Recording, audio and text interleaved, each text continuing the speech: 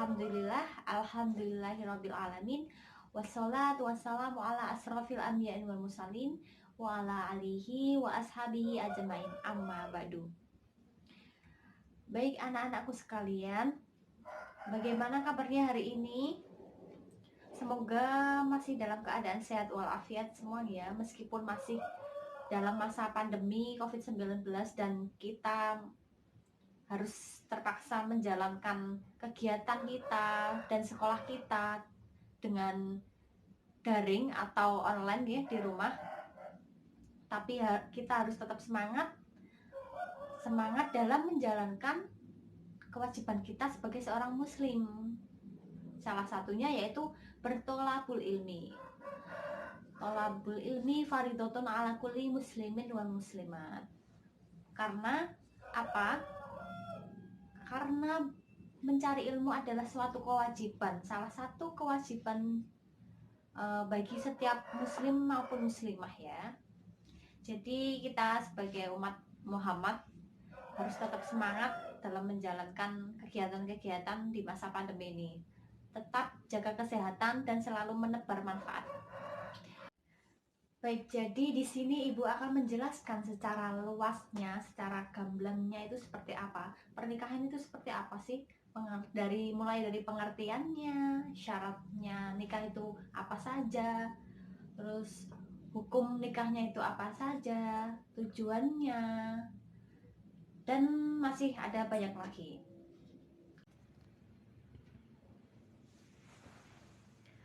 Baik anak-anakku sekalian, kelas 12 yang Ibu sayangi, langsung saja kita bahas tentang pernikahan dalam Islam. Apa sih itu pengertian pernikahan dalam Islam? Menurut bahasa sendiri, pernikahan dalam Islam adalah diambil dari kata bahasa Arab ya, al-jamu, yang artinya berkumpul atau bertemu. Itu menurut bahasa. Sedangkan menurut istilah sendiri, pernikahan adalah suatu ikatan lahir batin antara seorang laki-laki dan perempuan untuk hidup bersama dalam suatu rumah tangga melalui akad yang dilakukan sesuai dengan syariat Islam dengan rukun dan syarat tertentu pastinya.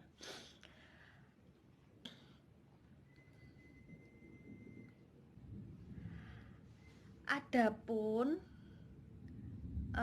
pengertian pernikahan dalam Islam sendiri secara umum juga dijelaskan dalam Undang-Undang Nomor 1 Tahun 1974 tentang pasal perkawinan pasal 1 yang dijelaskan di situ itu bahwa pengertian atau suatu perkawinan itu adalah suatu ikatan lahir dan batin antara seorang pria dengan wanita sebagai sepasang suami istri dengan tujuan apa? Dengan tujuan untuk membentuk keluarga yang kekal dan bahagia berdasarkan ketuhanan yang Maha Esa. Itu kalau menurut undang-undang. Jadi secara umumnya, sedangkan yang Ibu jelaskan tadi adalah secara bahasa, istilah, dan menurut Islam sendiri ya.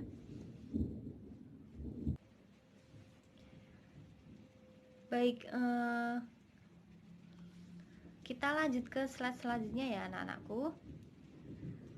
Yang selanjutnya yaitu rukun dan syarat pernikahan. Rukun dan syarat pernikahan terdapat 3 bagian, 3 kotak ini ya.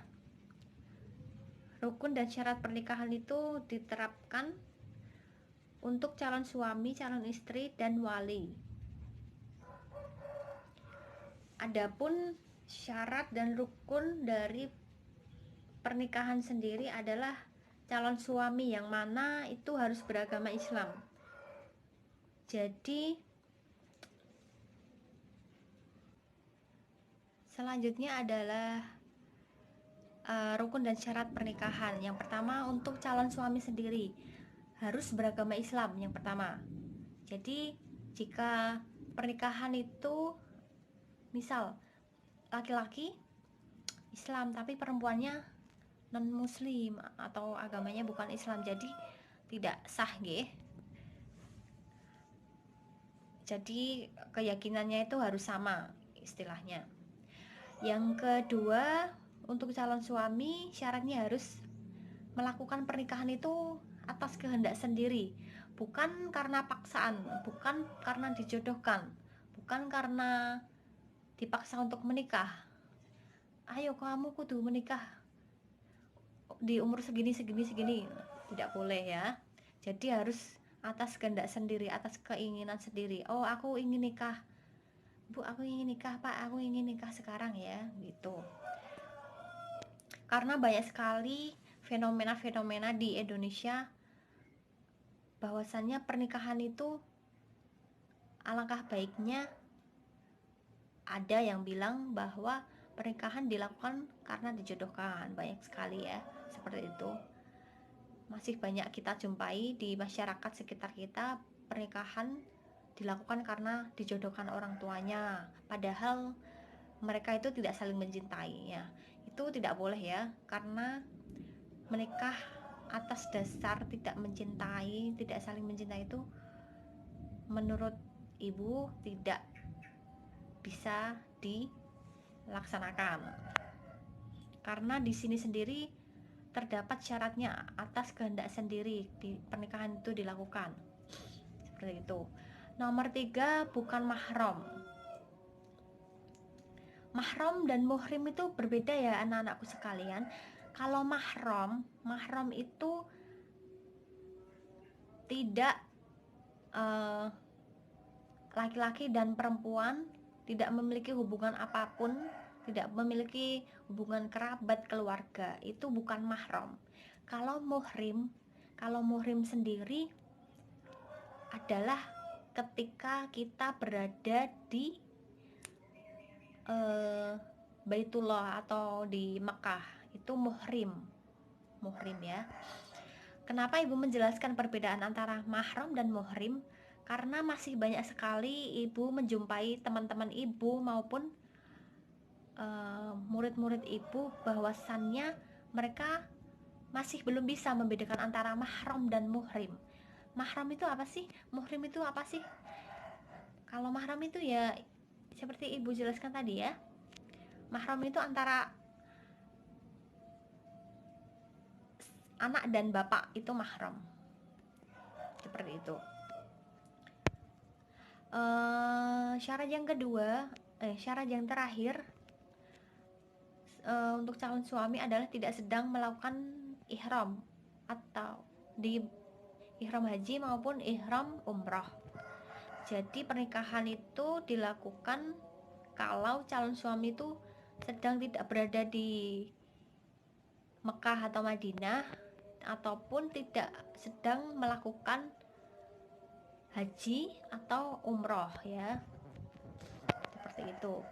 Kita lanjut ke syarat untuk calon istri. Calon istri yang pertama banyak sekali ya, berbeda dengan laki-laki. Calon istri di sini syaratnya lebih banyak. Yang pertama yaitu beragama Islam, sama ya seperti syarat dari calon suami, bahwasannya calon istri itu agamanya juga harus sama, keyakinannya harus sama. Kemudian tidak karena paksaan, sama, tidak karena paksaan. Menikah tidak karena dipaksa oleh orang tua maupun keluarga. Jadi atas kehendak sendiri, aku ingin menikah, seperti itu. Kemudian yang ketiga bukan mahram, sama seperti syarat dari calon suami. Calon istri juga harus bukan mahram dari calon suami. Jadi pertama tidak saling kenal, seperti itu. Kemudian syaratnya tidak bersuami. Tidak bersuami maksudnya calon istri ini seketika itu dia mau menikah, istilahnya dia itu posisinya belum menikah gitu loh, tidak pernah menikah atau belum menikah, seperti itu. Kemudian yang selanjutnya tidak sedang dalam masa idah. Yang terakhir, tidak sedang ihram haji atau umroh. Sama seperti syarat dari calon suami, calon istri di sini memiliki syarat juga tidak sedang ihram haji atau umroh. Tidak, maksudnya tidak sedang melakukan ibadah haji atau umroh di Baitullah atau Mekah, seperti itu. Kemudian syarat yang rukun dan syarat pernikahan yang ketiga, harus adanya seorang wali. Mukallaf di sini adalah seorang yang beragama Islam, dewasa, dan akalnya itu sehat, tidak gila ya istilahnya. Yang kedua, seorang laki-laki yang merdeka. Kalau bisa adanya wali ini jenis kelaminnya adalah laki-laki. Karena banyak sekali ibu juga jarang menjumpai wali pernikahan itu perempuan. Belum pernah ada ya. Karena syaratnya di sini memang harus laki-laki seorang wali itu. Selanjutnya yaitu harus adil dalam melakukan atau mempersaksikan akad nikah dari seorang calon istri dan calon suami. Selanjutnya tidak sedang ihram haji, sama seperti calon suami dan istri. Dia melakukan atau mempersaksikan akad nikah itu posisinya tidak sedang melakukan haji atau umroh di Baitullah, seperti itu. Kita lanjut untuk rukun dan syarat selanjutnya, yaitu adanya dua orang saksi. Yaitu syaratnya adalah Islam, harus beragama Islam. Yang pertama itu pasti. Yang kedua, dia adalah dewasa. Kemudian sehat akalnya. Setelah itu tidak fasik dan hadir dalam akad nikah. Dia menjadi saksi untuk suatu pernikahan ya. Adanya ijab qabul.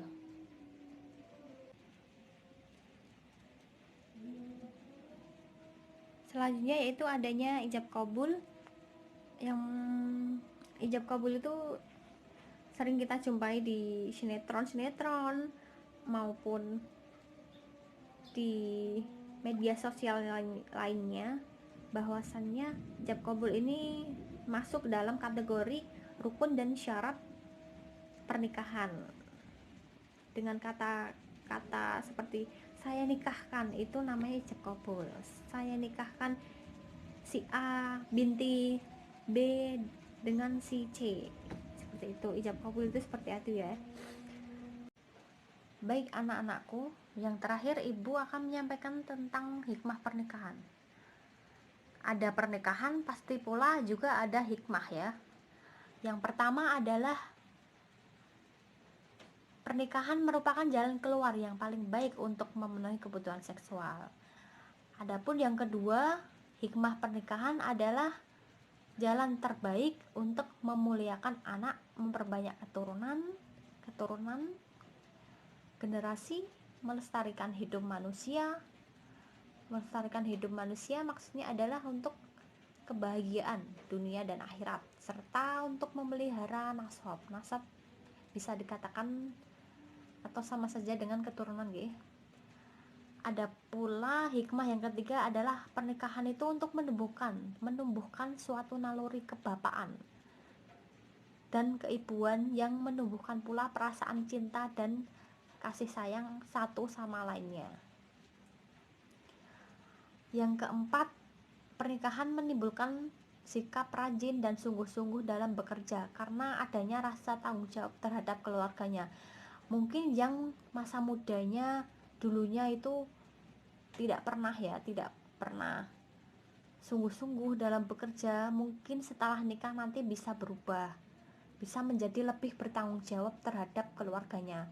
Banyak sekali seseorang melakukan pernikahan dan setelahnya itu rasa tanggung jawab itu muncul atas keluarganya. Yang kelima, hikmah pernikahan adalah untuk mempererat tali kekeluargaan yang dilandasi dengan rasa saling menyayangi sebagai modal untuk kehidupan masyarakat yang aman dan sejahtera, ya. Hikmah pernikahan untuk mempererat tali silaturahmi antara keluarga yang laki-laki dan keluarga yang perempuan, serta saling menyayangi satu sama lain, ya. Baik anak-anakku sekalian, itu saja ya yang dapat Ibu sampaikan tentang pengertian pernikahan, rukun dan syarat, kemudian tujuan pernikahan itu apa saja, hikmah pernikahannya, dan hukum pernikahannya. Semoga dapat menjadi bekal untuk anak-anakku sekalian setelah lulus nanti untuk masa depannya. Sebenarnya masih banyak sekali yang ingin Ibu sampaikan terkait dengan pernikahan. Masih banyak lagi seperti talak, iddah, dan lainnya. Dan semoga saja di lain kesempatan Ibu bisa menyampaikan materi yang lain terkait dengan pernikahan, ya. Baik anak-anakku sekalian, mungkin itu saja yang dapat Ibu sampaikan mengenai tentang pernikahan dalam Islam. Semoga menjadi manfaat bagi anak-anakku sekalian untuk dipelajari di rumah. Jangan lupa bisa download langsung video yang Ibu share di YouTube atau di grup WA. Mungkin itu saja yang dapat Ibu sampaikan. Kurang lebihnya mohon maaf. Tetap semangat, tetap menebar manfaat. Sekian, billahi taufiq wal hidayah. Wassalamualaikum warahmatullahi wabarakatuh.